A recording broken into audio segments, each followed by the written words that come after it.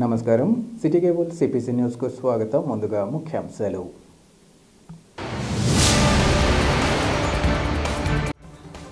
మహమ్మద్ ప్రవక్త జన్మదిన మాసంలో స్ఫూర్తి నింపే సేవా కార్యక్రమాలు నిర్వహించడం సంతోషకరం. బార్మీ అన్నదాన కార్యక్రమంలో కడప ఎంపీ వైఎస్ అవినాష్ రెడ్డి స్పష్టీకరణ.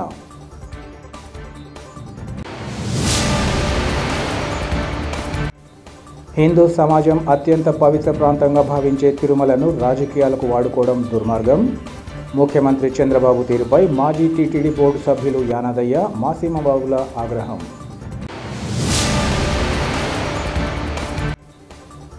వైవీయూలో జరిగిన అక్రమ నియామకాలపై సిబిఐ విచారణ చేపట్టి అక్రమార్కులపై క్రిమినల్ కేసులు నమోదు చేయాలి.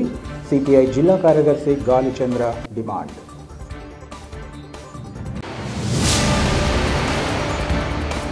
భారతదేశంలో ఉన్న యువత నైపుణ్యాలను వైపు తీసి సద్వినియోగం చేసుకుని వికసిత భారత్ వైపు అడుగులు వేయాల్సిన అవసరం ఎంతైనా ఉందని జిల్లా మైనార్టీ కార్పొరేషన్ ఈడీ బ్రహ్మయ్య పిలుపునిచ్చారు. కడప నగర పరిధిలోని స్పిరిట్స్ కళాశాలలో యువజన సర్వీసుల శాఖ స్టెప్ ఆధ్వర్యంలో జిల్లా యువజనోత్సవాలు ఘనంగా జరిగాయి. ఈ సందర్భంగా విద్యార్థులు పలు అంశాలలో ప్రదర్శించిన సాంస్కృతిక కార్యక్రమాలు ప్రతి ఒక్కరిని అలరించాయి. అనంతరం బ్రహ్మయ్య మాట్లాడుతూ నేటి విద్యార్థులు అన్ని అంశాలలో ముందుగా నిలుస్తూ ప్రపంచ దేశాలలో మన దేశం ముందుండాలని కోరుకుంటున్నామన్నారు. అలాంటి సాంస్కృతిక కార్యక్రమాల నిర్వహణ ద్వారా వారిలోని ప్రజ్ఞా పాఠవాలు, సహకారం, సహనం లాంటి అంశాలు అలవడతాయన్నారు. యువతలోని ఉద్వేగాలను సరైన మార్గంలో మళ్లించేందుకు ఇలాంటి కార్యక్రమాలు ఎంతగానో దోహదపడతాయన్నారు.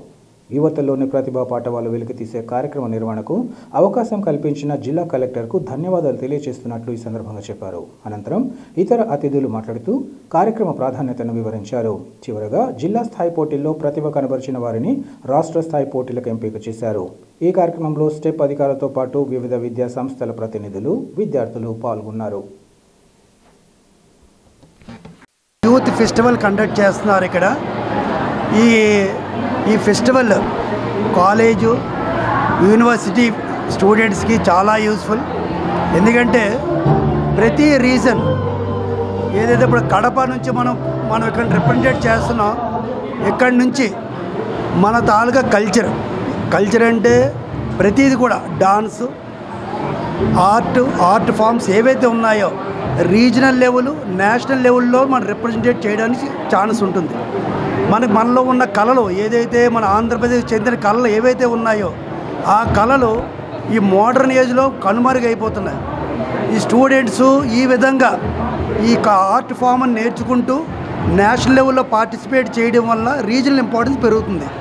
ఇది ఒక్కటే కాకుండా national events like anti ragging week అవ్వచ్చు, లేదా నేషనల్ స్పేస్ డే సెలబ్రేషన్స్ అవ్వచ్చు, ప్రతి దానికి యూనివర్సిటీస్ నుంచి, డిగ్రీ కాలేజ్ నుంచి గవర్నమెంట్స్ మన తాలూకా ఐడియాస్ని, థాట్స్ని డిఫరెంట్ ఆర్ట్ ఫామ్స్లో ప్రజెంట్ చేయమని అడుగుతున్నారు.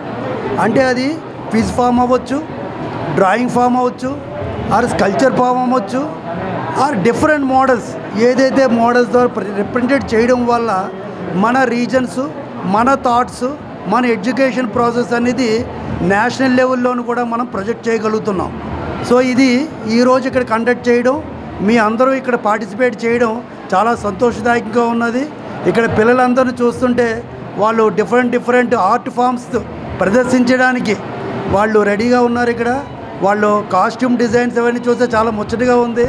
మనం ఇలాంటి ఆర్ట్ ఫామ్స్ చూడడం తక్కువగా ఉంటుంది. ఇది ఇంకొక విధంగా కూడా ఇంపార్టెన్స్. ఈరోజున్న కాలేజెస్, స్కూల్స్లో ఆర్ యూనివర్సిటీస్లో play grounds, cultural events conduct చేయడానికి వెన్యూస్ అనేది ల్యాకింగ్గా ఉన్నాయి. ఇలాంటి కార్యక్రమాలు కండక్ట్ చేయడం ఇది ఒక్కటే ఒక నేషనల్ ఈవెంట్గా కాకుండా ఏదో స్టేట్ గవర్నమెంట్ కండక్ట్ చేయమన్నదని కాకుండా every university or inter university, inter college events అనేది ఫ్రీక్వెంట్గా కలెక్ట్ చేయడం వల్ల inter student development, inter student interaction, courses are being offered in other colleges, యూనివర్సిటీలో అనేది స్టూడెంట్ తెలియడం. అంటే ఆ రీజన్లో ఉన్న కాలేజెస్ తాలూకా పరిస్థితులు, భౌగోళిక పరిస్థితులు, కోర్సెస్ అనేది కూడా తెలియడం వల్ల ఎమ్యూనిటీస్ కూడా స్టూడెంట్కి చాలా బెనిఫిట్గా ఉంటుందని నేను చెప్తున్నాను. నేను ఎగ్జిక్యూటివ్ డైరెక్టర్, జిల్లా మైనార్టీ కార్పొరేషన్ అధికారిగా పనిచేస్తున్నాను. ఇక్కడికి వచ్చినటువంటి యువతకు అందరికీ కూడా 28వ యువజన వారోత్సవ శుభాకాంక్షలు. సో ప్రధానంగా యూత్ అనేటువంటి వారు మన దేశంలో ఉండేటువంటి 142 కోట్ల జనాభాలో 62% పైబడి ఉన్నారు.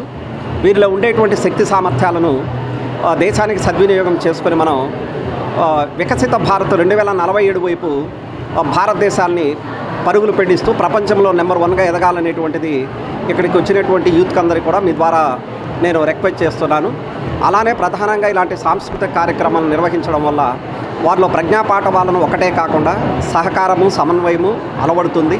దానితో పాటు ప్రధానంగా ఎవరికైతే నాలెడ్జ్ అనేటువంటిది ఉంటుందో అది కాకుండా ఉద్వేగాలను అదుపు చేసుకునేటువంటి ఎమోషనల్ ఇంటెలిజెన్స్ అంటాం మనము, అది చాలా అవసరము. సో వ్యక్తి అంటే యూత్లో ఉద్వేగాలు అనేటువంటి వాటిని సరైనటువంటి మార్గంలోకి మళ్లించడానికి ఇలాంటి సాంస్కృతిక కార్యక్రమాలు అనేవి చాలా దోహదపడతాయి. ఇలాంటి కార్యక్రమాన్ని ఇక్కడ ఏర్పాటు చేయడానికి మా జిల్లా యంత్రాంగానికి పర్మిషన్ ఇచ్చినటువంటి జిల్లా కలెక్టర్ గారికి మనస్ఫూర్తిగా యువజన శాఖ తరఫున ధన్యవాదాలు తెలియజేస్తున్నాము. ఈ విషయాన్ని సందేశాన్ని యూత్ అంతా గ్రహించి వికసిత భారత్ 2047 ద్వారా అలానే వికసిత ఆంధ్రప్రదేశ్ను కూడా నిలబెడుతూ ప్రపంచంలో నెంబర్ 1గా ఎదగాలని నేను యువతనందని మనస్ఫూర్తిగా కోరుకుంటున్నాను. యువతకు మాత్రమే దీంట్లో ఎలిజిబిలిటీ ఉంది. అనేక రకాల పోటీలలో వీళ్ళు పాల్గొని దాని ద్వారా రాష్ట్ర స్థాయికి అక్కడి నుంచి జాతీయ స్థాయికి వెళ్ళే అవకాశం ఉంది. దీనిలో నైపుణ్యం బయటికి వస్తుంది. మన కడప జిల్లా నుంచి పోయిన 2 సంవత్సరాలుగా కత్తిసాము కర్రసాము పెయింటింగ్ ఫోటోగ్రఫీ పిల్లలు జాతీయ స్థాయికి వెళ్ళినారు. సో అటువంటి ఘనత మనకి కడపకు ఉంది. ఈసారి కూడా యువత అవకాశాన్ని వినియోగించుకోవాలని కోరుకుంటున్నాను. భారతదేశంలోని ముస్లిం సమాజాన్ని ఇబ్బందులకు గురి చేసేలా ఉన్న వక్ఫ్ బిల్లును పార్లమెంటు సభ్యులంతా వ్యతిరేకించాలని కోరుతున్నట్లు పలువురు ముస్లిం ప్రముఖులు మత గురువులు కోరారు. ఈ మేరకు వారు కడప ఎంపీ వైఎస్ అవినాష్ రెడ్డిని కలిసి తమ ఆవేదన వ్యక్తం చేశారు. కేంద్రంలోని బీజేపీ ప్రభుత్వం వక్ఫ్ బిల్లు విషయంలో అనుసరిస్తున్న విధానాన్ని తీవ్రంగా ఖండిస్తున్నామన్నారు. అల్లాహ్ పేరుతో ఉన్న పవిత్ర స్థలాలను ఆక్రమిస్తే తరతరాలకు ఇబ్బందులు తప్పవన్నారు. ఈ విషయాన్ని పాలక ప్రభుత్వాలు గుర్తించాలని కోరారు.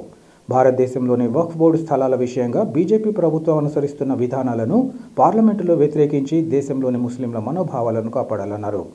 వక్ఫ్ బిల్లును తిరస్కరించే అధికారం ఒక్క ఎంపీలకే ఉందన్నారు. ఈ క్రమంలో పార్లమెంటు వక్ఫ్ సవరణ బిల్లును ఎలాంటి ఆలోచన లేకుండా తిరస్కరించాలని వారు ఎంపీ వైఎస్ అవినాష్ రెడ్డిని కోరారు. ఇందుకు ఎంపీ వైఎస్ అవినాష్ రెడ్డి మాట్లాడుతూ ముస్లింల పక్షాన పార్లమెంటులో పోరాడేందుకు తమ పార్టీ ఎంపీలు సిద్ధంగా ఉన్నారన్నారు. అన్ని విధాల మద్దతు ఇవ్వడం జరుగుతుందని ఈ సందర్భంగా పేర్కొన్నారు. ఈ కార్యక్రమంలో పలువురు వైఎస్ఆర్సీపీ నాయకులు, ముస్లిం సంఘాల ప్రతినిధులు ఇంకా నగర ముస్లింలు పాల్గొన్నారు. అస్సలాముఅలైకుం రహమతుల్లాహి వబరకాతుహు. అబ్బాస్ మర్కజ్ కడప. ఈ మామూలు ముస్లింలు వ్యక్తుల ఒపీనియను వక్ఫ్ బోర్డు విషయంలో సెంట్రల్ గవర్నమెంట్ తీసుకునే నిర్ణయానికి వ్యతిరేకించాలని ప్రతి ఎంపీలను, రాజ్యసభలో ఉన్న ఎంపీలను, పార్లమెంటులో ఉండే ఎంపీలను రిక్వెస్ట్ చేస్తున్నాము. మా యొక్క బాధలను వాళ్ళ వరకు పార్లమెంటులో వినిపించి ఈ బిల్లును రిజెక్ట్ చేయాలని ఇండియా వైడ్ ఉన్న పార్లమెంటు యొక్క నెంబర్లను కలవడము, వాళ్లకు అపోజిషన్ రిజెక్ట్ చేసిన వాళ్ళకు కృతజ్ఞతలు తెలుపుతున్నాము. రిజెక్ట్ చేయకుండా ఉండే వాళ్ళను కూడా కలిసి దీని యొక్క ఇబ్బందులు వాళ్ళ ముందర పెడుతున్నాము. ఇది మెయిన్ వచ్చేసి పార్లమెంటు మెంబర్లు మాత్రమే దీన్ని రిజెక్ట్ చేస్తారు కాబట్టి వాళ్ళ దృష్టికి తీసుకెళ్తున్నాము. ముస్లింలను ఈ విధంగా వాళ్ళ వక్ఫ్ చేసిన ప్రాపర్టీలను వీళ్ళు ఎంటర్ అయ్యి షరియత్లో ఎంటర్ అవ్వడము చాలా ఇబ్బందికర విషయము. ఇది వక్ఫ్ చేయడం అంటే గాన అల్లా పేరుతో ఇచ్చిండేది. ఈ ప్రాపర్టీ ఓనర్ వచ్చి అల్లాతో పెట్టుకున్న ఏ వ్యక్తి కూడా భూమిపైన జీవనం సాగించిన దాఖలాలు లేవు. వక్ఫ్ బోర్డు ప్రాపర్టీ ఎవరన్నా నాశనం కావాలంటే కానీ ఒక పొరక పుల్ల తీసుకుపోయి వాళ్ళ ఇంట్లో వేసినా కూడా వాళ్ళ కుటుంబాలు ఖాందాన్లే నాశనం అయిపోతాయి. అటువంటి విషయాలలో పొలిటికల్గా ఆ రోజుకు ఉపయోగపడే దానికి ఈ విధంగా ఒక కమ్యూనిటీని ఇబ్బంది పెట్టడము ఇది కరెక్ట్ కాదు. ఇండియాలో ఉన్న పెద్ద గురువులంతా ఆలోచించి ఈ నిర్ణయానికి వచ్చారు. అందరి ఎంపీలకు రిక్వెస్ట్ మా తరపున ఏమంటే, మా కమ్యూనిటీ తరపున ఎప్పుడు కూడా ఇటువంటి ఆలోచనలు ఎవరు కూడా చేయకూడదని మా యొక్క విన్నపము. దీనికి అందరూ కూడా పార్లమెంటులో రిజెక్ట్ చేయాలని మా యొక్క విన్నపము. దీన్ని ఆచరించుతారని అందరినీ కోరుకుంటున్నాము.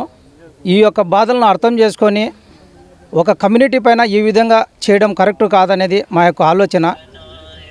ఈ అవకాశాన్ని కల్పించినందుకు ఈ అబ్బాస్ మర్కజ్ వాళ్లకు నేను కృతజ్ఞతలు తెలుపుకుంటున్నాను. అస్సలాము అలైకుం రహమతుల్లాహి వబరకాతుహు. ప్రపంచ మానవాళికి స్ఫూర్తిదాయకమైన మహమ్మద్ ప్రవక్త జన్మదిన మాసోత్సవాన్ని పురస్కరించుకొని ప్రతి ఒక్కరిలో స్ఫూర్తి నింపే సేవా కార్యక్రమాలు నిర్వహించడం సంతోషకరమని కడప ఎంపీ వైఎస్ అవినాష్ రెడ్డి తెలిపారు. మహాప్రవక్త జన్మించిన మాసాన్ని పురస్కరించుకొని కడప నగర వైసీపీ ముస్లిం ప్రముఖులు నిర్వహించిన అన్నదాన కార్యక్రమంలో ఎంపీ పాల్గొన్నారు. అంతకుముందు వారు ప్రత్యేక ప్రార్థనలు నిర్వహించి అన్నదాన కార్యక్రమాన్ని ప్రారంభించారు. ఈ సందర్భంగా ఎంపీ మాట్లాడుతూ ప్రతి ఏటా నగర ప్రముఖులు ఇలియాస్, అన్వర్, కార్పొరేటర్ షఫీ, మహమ్మద్ ప్రవక్త పేరిట పెద్ద ఎత్తున అన్నదానం చేయడం సంతోషదాయకమన్నారు. మహాప్రవక్తను సర్వమానకి దిక్సూచిగా అల్లాహ్ ఈ లోకానికి పంపడం జరిగిందన్నారు. అటువంటి మహోన్నతులైన ప్రవక్త పేరిట నెల రోజుల పాటు ముస్లింలు సేవా కార్యక్రమాలు నిర్వహించడం అభినందనీయమన్నారు. ఇలాంటి కార్యక్రమాలు భవిష్యత్తులో మరింత పెద్దన నిర్వహించాలని ఆయన సూచించారు. అనంతరం నగరంలోని నానా సాహెబ్, బాదుల్లా సాహెబ్ మకాన్ ప్రభుత్వ మహిళా డిగ్రీ కళాశాలల ప్రాంతాలలో ఎంపీ నిధులతో వేసిన 3 బోర్లను వైఎస్ అవినాష్ రెడ్డి ప్రారంభించారు. ఈ కార్యక్రమంలో మాజీ ఉప ముఖ్యమంత్రి అంజద్ బాషా, నగర మేయర్ సురేష్ బాబుతో పాటు పలువురు ముస్లిం ప్రముఖులు, స్థానిక నేతలు, పెద్ద ఎత్తున భక్తులు పాల్గొన్నారు.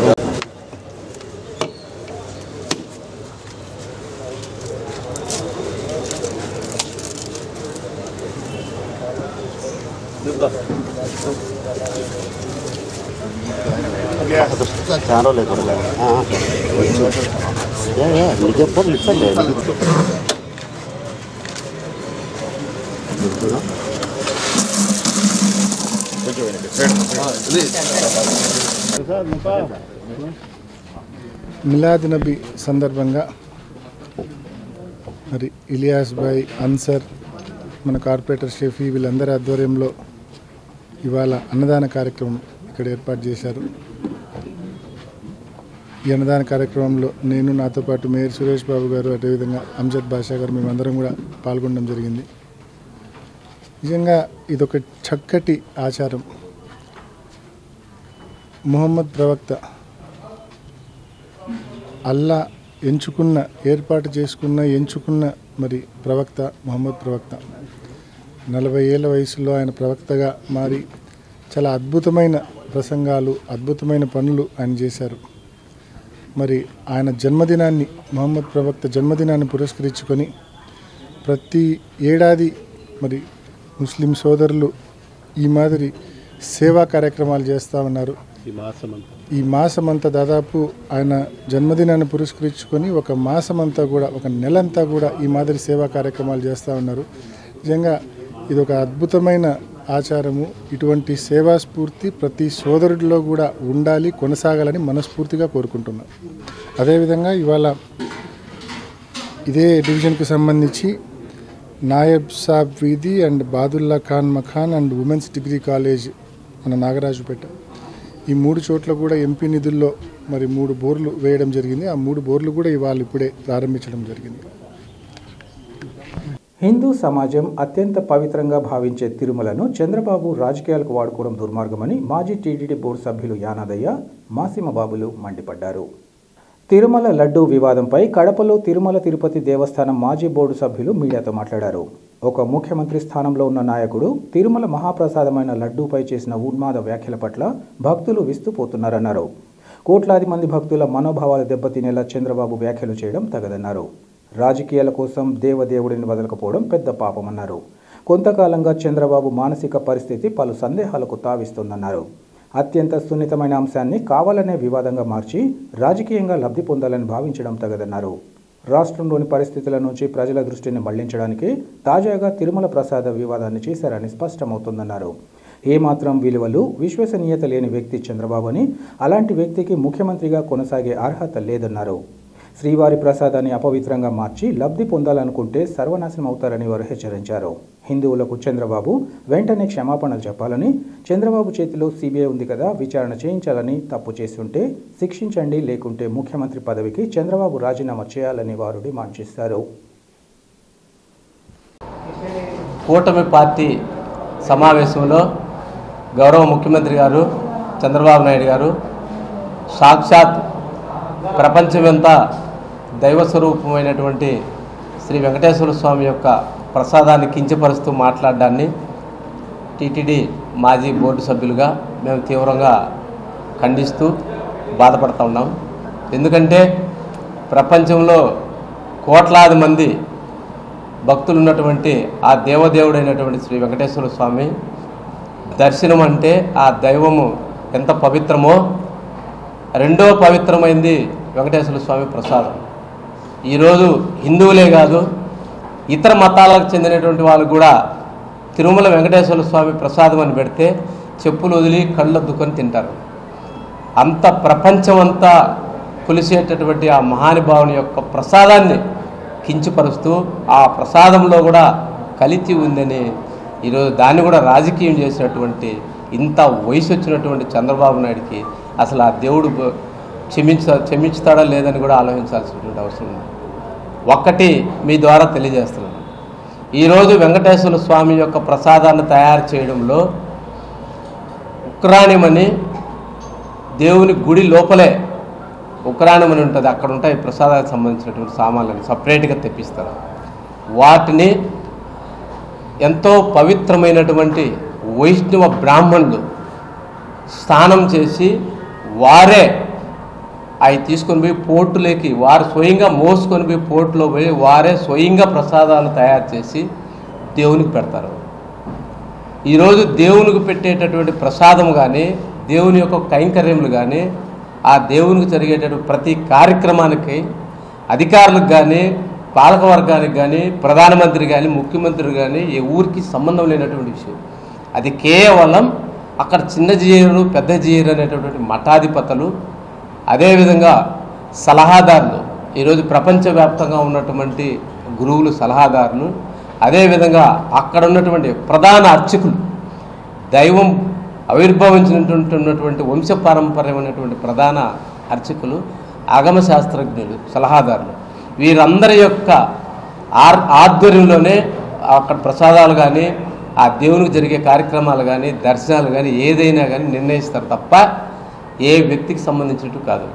అదేవిధంగా ప్రసాదానికి సంబంధించినటువంటి బేడలు కానీ నెయ్యి కానీ చక్కెర కానీ ఇవన్నీ కూడా టెండర్లు క్వాలిటీని చూసి ఎవరైతే పవిత్రంగా ఇస్తున్నారో అవన్నీ చెక్ చేసిన తర్వాత వాళ్ళందరూ చూసిన తర్వాతనే వాటిని తీసుకుంటారు.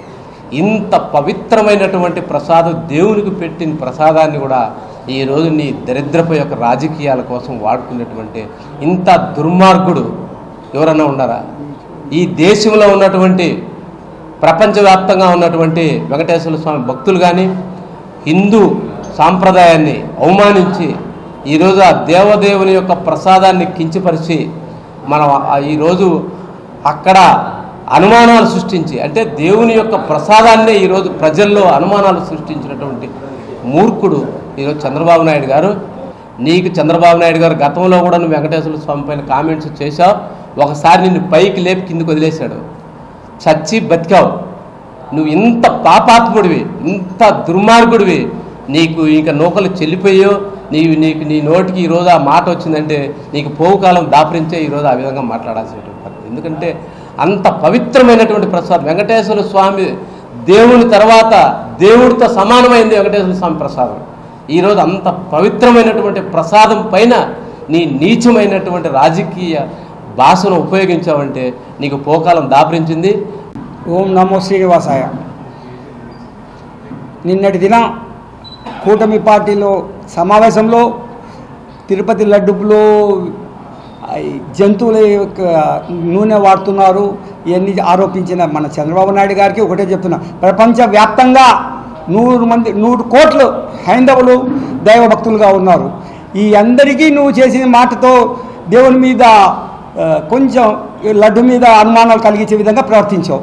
ఒక్కటే అడుగుతున్నా చంద్రబాబు నాయుడు గారు, ఇప్పుడు మీరే అధికారంలో ఉన్నారు, మీరే సిబిసిఐడి ఎంక్వైరీ వేయండి. దీనిలో ఎవరిది తప్పున్నా వాళ్ళని ఉరితీయండి. మాదున్న మమ్మల్ని ఉరితి. హైందవ మతంకు హైందవ దేవులకు అన్యాయం చేసిన వాడికి ఇప్పుడు కూడా శిక్ష పడాల్సిందే, పడి తీరాల్సిందే. ఒక్కటి మటుకు చెప్తున్నాము, అది ప్రూవ్ చేసుకోలేకపోతే నువ్వు క్షమాపణ కోరి గద్దె దిగిపో. ప్రతి దాన్ని రాజకీయం చేసే నువ్వు, ప్రతి దానికి వైసీపీ పార్టీ నిందించే నువ్వు ఒక నాయకుడివా? ఏదో ప్రజలు మా మీద జగన్ రెడ్డి గారు చేసిన పథకాల మీద వాళ్ళు ఏదో కిక్కించి నువ్వు చెప్పిన ఆ 6 సూపర్లతో నమ్మి వేసినారా కానీ నిన్ను జీవితంలో ఎవరు నమ్మలేదు చంద్రబాబు గారు. ఒక్కటి గుర్తుంచుకోండి, మాట్లాడేటప్పుడు ఒక పద్ధతిగా మాట్లాడండి. మీరు ఒక సీఎం. 100 కోట్ల హైందవ భక్తుల మనోభావాలను దెబ్బతీసే పని నువ్వు చేశావు. ఈరోజు దయచేసి సిబిసిఐడి ఎంక్వైరీ చేసుకో, చూపించుకో, సిబి ప్రూఫ్ చేసుకో, శిక్ష విధించు. లేకపోతే నువ్వు క్షమాపణ చెప్పి దిగు. నమస్తే. అంతే సార్. జై జగన్. యోగి వేమన విశ్వవిద్యాలయంలో జరిగిన అక్రమ నియామకాలపై సిబిఐ విచారణ చేపట్టి అక్రమార్కులపై క్రిమినల్ కేసులు నమోదు చేయాలని సిపిఐ జిల్లా కార్యదర్శి గాలి చంద్ర డిమాండ్ చేశారు. ఈరోజు సిపిఐ కార్యాలయంలో ఏర్పాటు చేసిన విలేకరుల సమావేశంలో ఆయన మాట్లాడారు. 2019 నుంచి 2024 మధ్య 191 నాన్ టీచింగ్ ఉద్యోగాలు అక్రమంగా భర్తీ చేశారన్నారు. ఈ అక్రమ నియామకాల్లో వర్సిటీ అధికారులతో పాటు పలువురు వైసీపీ నేతల పాత్ర ఉందన్నారు. ఒక్కొక్కరి నుంచి 3 నుంచి 7 లక్షల దాకా వసూలు చేసి పోస్టులు అమ్ముకున్నారని ఆరోపించారు. ఆప్కోస్ ద్వారా నియామకాలు చేపట్టాలని ప్రభుత్వ ఉత్తర్వులున్నా వాటిని లెక్క చేయకుండా అక్రమంగా నియామకాలు చేపట్టారన్నారు. వీటిలో కూడా రిజర్వేషన్ నిబంధనలు పాటించకుండా ఉద్యోగాలు అమ్ముకున్నారని వారు ఆరోపించారు.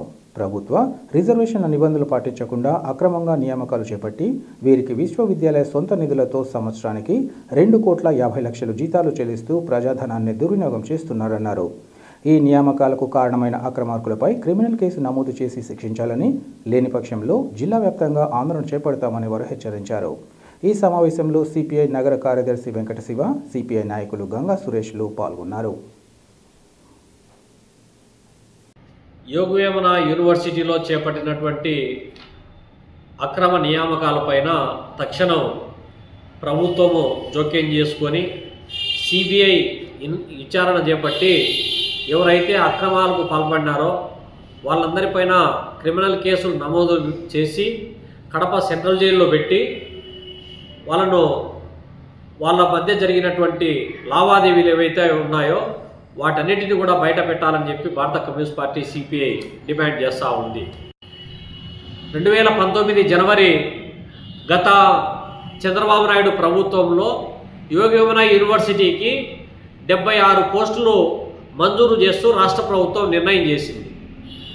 ఆ మంజూరైనటువంటి 76 పోస్టులను శక్తి ఏజెన్సీ అనేటువంటి ఒక సంస్థ ద్వారా అవుట్సోర్సింగ్ కాంట్రాక్టు కట్టబెడితే దాన్ని తర్వాత వచ్చినటువంటి జగన్మోహన్ రెడ్డి ప్రభుత్వము మొత్తం అవుట్సోర్సింగ్ వ్యవస్థనే మొత్తం సమూలంగా నిర్మూలిస్తున్నా ఆప్కాస్ ద్వారానే మొత్తం నియామకం చేపడతాము అని చెప్పి ప్రకటించింది.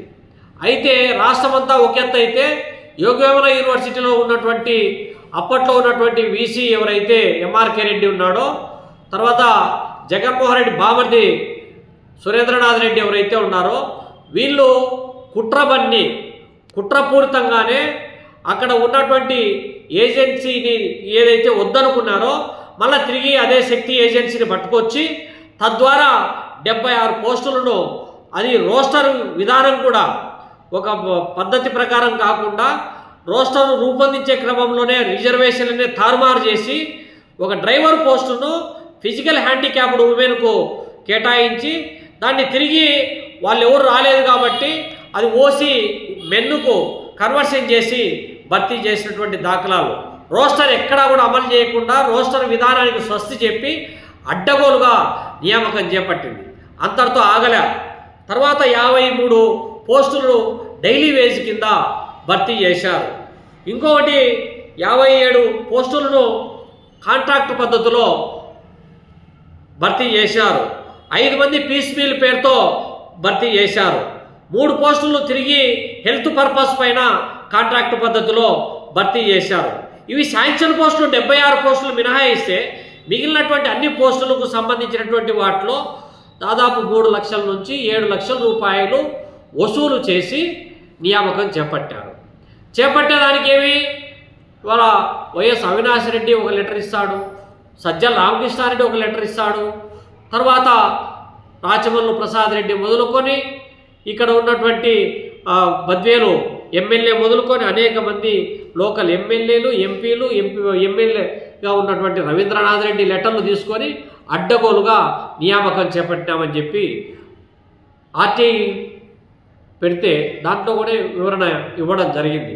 దీంట్లో అసలు విషయం ఏమంటే ఈ అడ్డగోలుగా చేపట్టినటువంటి వీళ్ళందరికీ కూడా ప్రతి సంవత్సరం కూడా 2,50,00,000 ఇంటర్నల్ ఫండు, అంటే పిల్లల దగ్గర ఫీజుల రూపంలో ఎగ్జామ్ ఫీజులు ఏవైతే వసూలు చేస్తారో ఆ ఫీజుల నుంచి వచ్చేటువంటి డబ్బులను యోగవేమన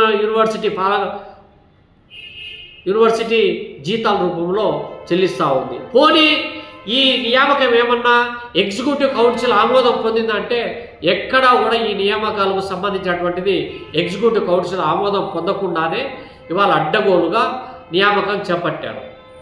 ఎమ్మెల్యేలు, ఎంపీలు, మినిస్టర్లుగా ఉన్నటువంటి వాళ్ళు పంచుకొని నియామకం చేపట్టడాన్ని మేము తీవ్రంగా ఖండిస్తూ ఉన్నాం, వ్యతిరేకిస్తూ ఉన్నాం. దీనిపైన పూర్తి స్థాయి ఇదేమైపోయిందంటే Yogi Vemana university campus YVU campus కాస్త వైసీపీ క్యాంపస్గా మార్చుకున్నారు. కాబట్టి ఈ 5 సంవత్సరాల జగన్మోహన్ రెడ్డి పాలనలో సాగించినటువంటి యోగవేమన అక్రమ నియామకాలపైన సమగ్రమైనటువంటి విచారణ జరిపించి ఆ నియామకాలకు పాల్పడినటువంటి వీసీలు ఎవరైతే ఉన్నారో ఎంఆర్కే రెడ్డి నుంచి మొదలు పెడితే సూర్య కళావతి వరకు, నిన్నటి వరకు ఉన్నటువంటి సుధాకర్ వరకు 3 వీసీలు, అంతకుముందు ఉన్నటువంటి గులాం తారీఖు మొదలుకొని వెంకట సుబ్బయ్య, విజయరాఘవ ప్రసాద్ వరకు వీళ్లతో పాటు సూపర్ పవర్గా వ్యవహరించినటువంటి జగన్మోహన్ రెడ్డి బామర్ది భారతీ తమ్ముడు ఇవాళ సురేంద్రనాథ్ రెడ్డి ఏవైతే వ్యవహరించాడో వీళ్ళందరినీ జైల్లో పెట్టి విచారించి కఠినంగా శిక్షించాలని చెప్పి భారత కమ్యూనిస్ట్ పార్టీ డిమాండ్ చేస్తూ ఉన్నాం. పూర్తి ఆధారాలతో కూడుకున్నటువంటి ఒక ఫిర్యాదును కూడా సంబంధించినటువంటి అధికారులకు తీసుకోవడం జరుగుతుంది. అప్పటికీ స్పందించని పక్షంలో ఈ ఉద్యమాన్ని తీవ్ర స్థాయిలోకి తీసుకుపోతామని చెప్పి కూడా హెచ్చరిస్తా ఉన్నాం. వార్తలు ముగించే ముందు ముఖ్యాంశాలు మరోసారి. మహమ్మద్ ప్రవక్త జన్మదిన మాసంలో స్ఫూర్తి నింపే సేవా కార్యక్రమాలు నిర్వహించడం సంతోషకరం. బార్మీ అన్నదాన కార్యక్రమంలో కడప ఎంపీ వైఎస్ అవినాష్ రెడ్డి స్పష్టీకరణ.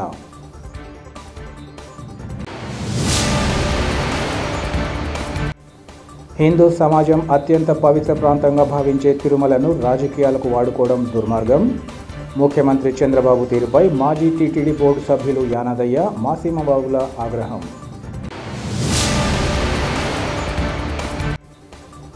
వైవియూలో జరిగిన అక్రమ నియామకాలపై సిబిఐ విచారణ చేపట్టి అక్రమార్కులపై క్రిమినల్ కేసులు నమోదు చేయాలి.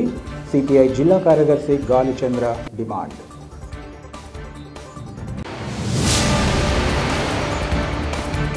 సిటీ కేబుల్ సిపిసి న్యూస్ ఇంతటితో సమాప్తం. నమస్కారం.